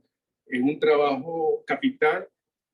No lo digo yo, es un trabajo que ha tenido unos reconocimientos impresionantes, de verdad. y que creo que ha puesto sobre el tapete varias cosas muy, muy importantes. Una de ellas es colocar aquel término que mucha gente incluso habrá olvidado o no habrá conocido, eugenesia, ponerlo en su justo lugar en aquel momento, puesto que era ni más ni menos que la solución para el mundo. Así se planteó la eugenesia.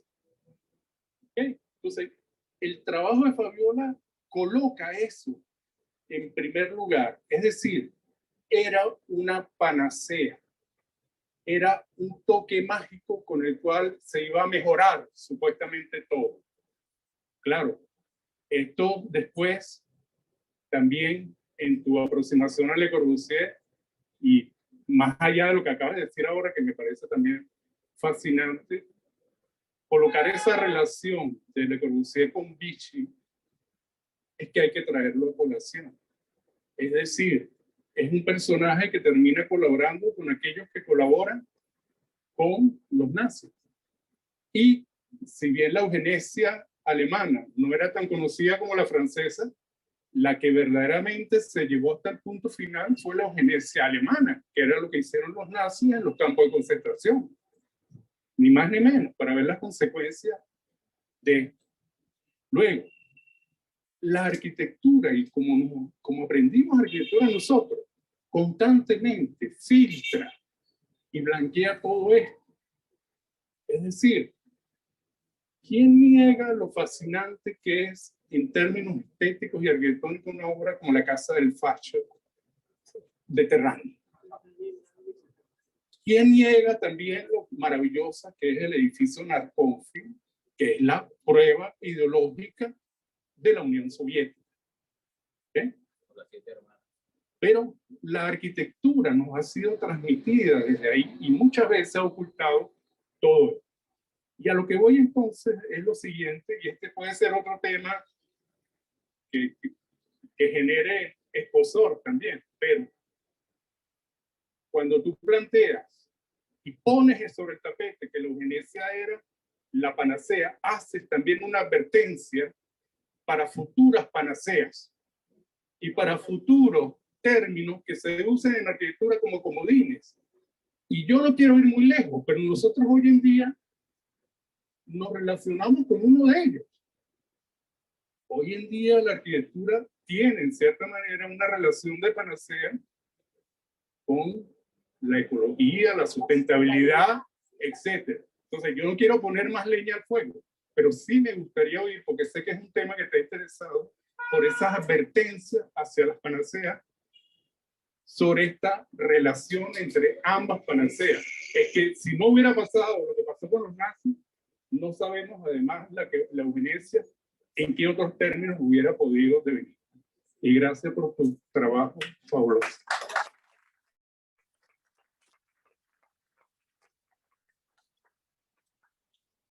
Efectivamente, Henry. Sí, yo creo que a mí me interesa muchísimo todas las investigaciones que tienen que ver con naturaleza. O sea, naturaleza ha estado como siempre en un plano central dentro de mi enseñanza y mis investigaciones. Y creo, tal cual como lo sugieres, que tenemos que tener un pie atrás con la sustentabilidad. Y estoy hablando no desde el punto negacionista de que no hay calentamiento global, de que, ¿sabes?, que viene como de los sectores de la extrema derecha, sino desde ese punto crítico de que hacemos siempre como situación, como panaceas, como tú lo llamas, de momentos utópicos que terminan siendo como targets, como nortes, como targets a alcanzar. Cuando di clases en Berkeley, yo creo que una de las cosas que me llevó a escribir un artículo que se llama Utopics, que hacía una combinación de palabras. Ajá, exacto. Era justamente cómo se sentían de bien en Berkeley por ser tan conscientes con el medio ambiente. Y bueno, cómo comían todos orgánicos y cómo estaban todos muy preocupados por el medio ambiente. Y yo decía, sí, ese tomate de $5 que el 99% de la gente no se puede comer, tu tomate orgánico. Entonces, realmente sacamos las cosas de un contexto y de una realidad y las ponemos en una cosa casi que miope, provincial de Berkeley o de Caracas o del lugar que sea, ¿no? Y terminamos haciendo de algo como la sustentabilidad, que de entrada tiene mucho mérito, en una cosa completamente acrítica a la que estamos, que además parte de una idea premoderna de naturaleza, como que si algún día vamos a poder tener una relación armoniosa con la naturaleza. La relación con la naturaleza nunca va a ser armoniosa. Y partir de ese principio es básico, es entender realmente las teorías que vinieron con Darwin y otros, ¿sabes? Pero bueno, yo creo que ahorita de verdad basta con oír cantidad de conferencias de arquitectos sobre sustentabilidad y darte cuenta que estamos armando en principios del siglo XX una nueva utopía. Es entendible, emocionante e intrigante la ideología de la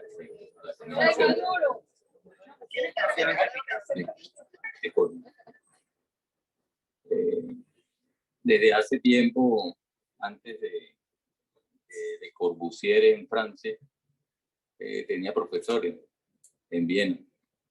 Joseph Hoffmann, un arquitecto, y tiene la misma ideología de Corbusier. Viene desde antes, desde Suiza. La pregunta es, ¿qué principios, qué fundamentos, qué bases sería la arquitectura divergente? ¿Cómo hacer una arquitectura divergente que dé preferencia a la diversidad social, a la étnica, que no intente unificar una raza? Trabajar con ellos. ¿A qué me refiero? A que si tú quieres hacer un proyecto para la comunidad indígena del área, estoy poniendo un ejemplo, en Arizona, trabaja con ellos, trabaja con las comunidades. ¿Sabes? Si vas a trabajar, hacer un proyecto en una comunidad afroamericana, trabaja con ellos. ¿Sabes? Yo sencillamente estoy convencida que es la única salida. Absolutamente, es para ellos. O sea, basta de creer que nosotros tenemos el modo de vivir y la receta para que todo el mundo viva de un modo normativo que tiene que aplicar a todos. Porque somos todos muy diferentes, con culturas diferentes, con backgrounds diferentes. Por eso es que creo en eso, en el trabajo conjunto con nosotros. Y yo creo que es eso lo primero que tenemos que comenzar a hacer, escuchar, oír al otro como una parte integrante, como un protagonista de tu propio trabajo, no como un cliente.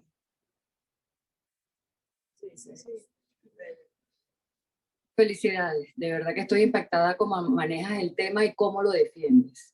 ¿Cómo hiciste para que te escucharan en Estados Unidos teniendo 3 cosas en contra, siendo latina, mujer y blanca? ¿Y cómo vas a aplicar en Venezuela o cómo quisieras que apliques en Venezuela todos los conocimientos que tienes sobre la eugenesia? Gracias. Y una vez le oí a Paul Preciado, no sé si lo conocen, pero una cosa que me hizo sentirme profundamente identificada. Y él decía o dijo en esa oportunidad que su vulnerabilidad lo salvó. Yo creo que a mí mi vulnerabilidad me salvó también. O sea, desde que era niña y me di cuenta que, no sé, que vivir en Mérida era como muy chiquito, que yo quería siempre estar aquí en Caracas, que era un animal urbano, que no hay ningún lugar donde me sienta más cómoda que cuando estoy en una ciudad gigante. Eso fue importante, ¿sabes? Darme cuenta que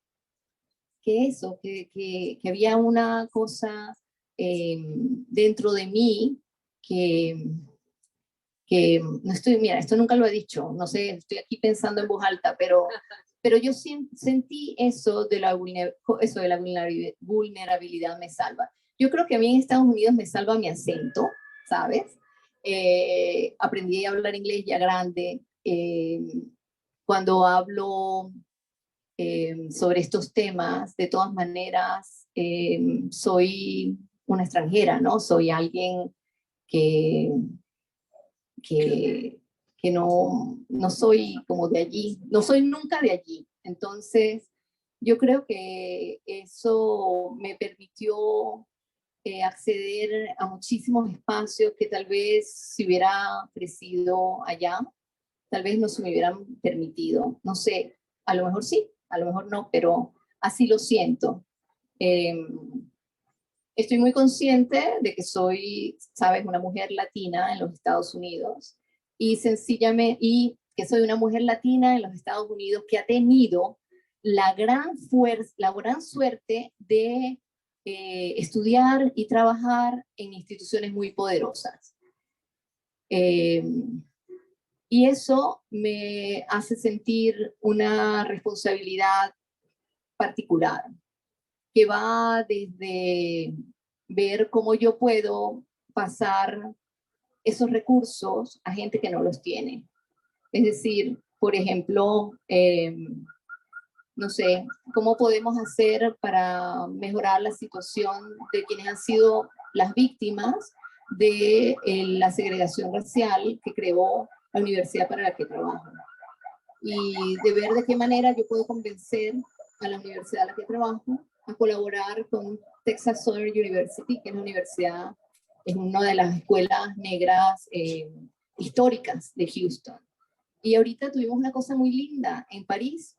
Hicimos una recepción, Rice University le hizo una recepción a los estudiantes de Texas Southern University, a sus profesores que fueron a dar un curso sobre París negro en París. Y eso, digamos, es un detalle, pero cosas más importantes, más significativas, como la transmisión de recursos, de dinero, no para decirles qué es lo que tienen que hacer, sino para que hagan lo que quieran. Eso con las distintas comunidades, por ejemplo, las comunidades indígenas con las que estamos trabajando ahorita, que fueron las que habitaron la zona donde está Rice University, o con las comunidades afroamericanas que fueron desplazadas del parque que está al lado de Rice University. Estoy dando esto como un ejemplo práctico de donde mi investigación ha terminado de encontrar un modo de volverse, de cambiar la vida de algunas personas hoy, ahora.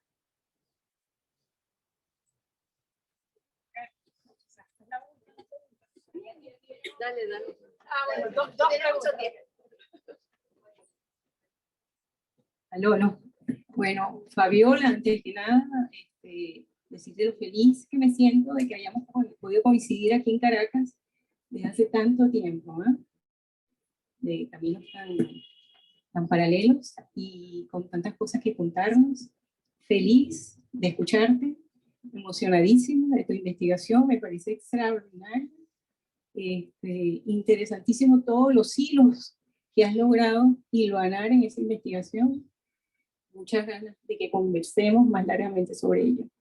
Y yo voy a decir una cosa muy breve, que es que me parece que una de las cosas más importantes que has traído aquí es esta idea de que no podemos seguir pensando la arquitectura sin su relación con la política. Es decir, arquitectura es ideología.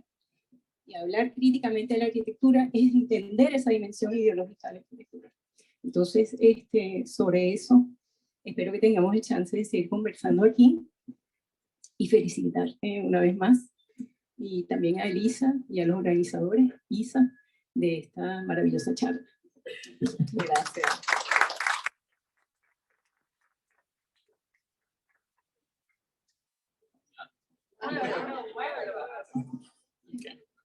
No, son como dos preguntas. Primero, creo que fue Orson Welles decía que no hay persona más peligrosa que un artista con convicción. Le Corbusier era una persona con mucha convicción. Entonces, pero me cuestiono si él era malvado activamente quería hacer daño o sencillamente estaba mal. Por ejemplo, una de las líneas más traumáticas que yo conseguí leyendo los juicios de Nuremberg fue uno de los nazis, no recuerdo quién era, decía, uno de nuestros problemas es que no podíamos matarlos lo suficientemente rápido. Eso es una persona malvada. O Le Corbusier sencillamente estaba mal, pues estaba equivocado de lo que pensaba. Y la segunda pregunta es, ¿cuáles son los vestigios que tú todavía ves del trabajo de Le Corbusier? Cosas como, por ejemplo, y vamos a echarle leña al fuego, vamos a destruir el 60% de la ciudad porque está fea y poblada de gente pobre. Política de barrios. Y toda esta cuestión que está muy de moda de los arquitectos mecenas yendo a trabajar con los pobres con la solución, dándole la solución. Creo que esa pregunta ya la respondiste antes cuando decías trabajar con ellos en vez de decir yo soy el mecena y yo sé todo. Pero el comentario sobre esta política que tenemos muchos de yo soy el mecenas y vamos a destruirlo todo y hacerlo todo de nuevo. Parece que todavía no sobrevive. Esa o otra vertiente de Le Corbusier, que es como también peligroso que tú veas. Bueno, con respecto a la primera parte, si Le Corbusier era un malvado o no, la verdad es que me resulta completamente irrelevante. Yo creo que la mayoría de los modernistas eran personas bien intencionadas, ¿sabes? Que pensaban de verdad que estaban haciendo bien. Lo importante para mí es reflexionar sobre todas esas cosas que creemos que están bien y están mal, porque están mal para otros. También para ti, pero están muy mal para los demás. Entonces, es allí donde para mí hay que poner la atención, ¿sabes? Y observar de verdad cómo todo esas doctrinas modernistas se basaban en profundos sistemas segregacionistas. Es decir, la modernidad es la otra cara del colonialismo. Y eso no lo decimos suficiente. Y eso es así. Y con el colonialismo vino el racismo global. Entonces lo tenemos en la cédula, o sea, en la médula, en el centro de lo que es la modernidad en sí misma. Esa es la parte que para mí es importante. Cómo cuando creemos que hacemos bien, estamos haciendo bien para algunos y realmente mal para otros. ¿Cómo vemos el legado de Le Corbusier en nuestros días? Yo lo veo en todas partes. Ese sistema segregacionista, excluyente, que creó el modernismo arquitectónico, está en todas nuestras ciudades. Se han construido autopistas para separar barrios completos, sectores que no queremos que permanezcan en contacto, que no permeen esa zona llamadas nobles de la ciudad. Se construyen puentes bajos para que estoy hablando de Miami, para que los autobuses no puedan pasar a áreas donde están las playas, de manera que quien no tenga carro no llega. Y así seguimos, ingeniándolas y encontrando los distintos artefactos y estructuras urbanas que puedan permitir seguir segregando la ciudad. Es ahí donde vemos ese legado que se mantiene. Todavía somos... Bueno.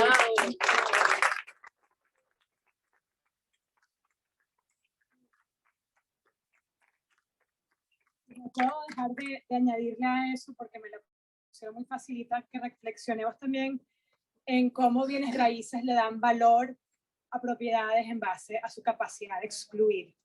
Y en eso estamos todos metidos. Y ahí también hay un gran tema que nos deja la modernidad también,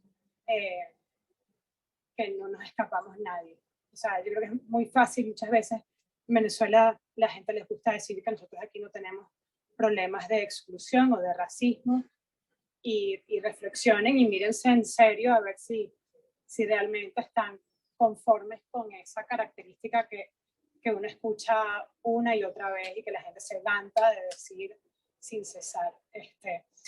Esto ha sido una conversación maravillosa, Fabiola, que gracias a ti se ha podido dar, una conversación difícil, una conversación de estas que nos pone incómodos a todos, y para eso es dialogar, para eso son estos espacios. Muchas gracias al GAC y a todo el mundo que hizo este espacio posible hoy. A Oriana, Isabel, por juntas decidir, bueno, vamos a lanzarnos a esto. Acompáñennos en el resto de este sitio, por favor. Les prometo que serán todas, bueno, bastante, espero, polémicas como esta. Tenemos también un brindis y la oportunidad de seguir conversando y más relajaditos. Entonces, bueno, los invito, gracias.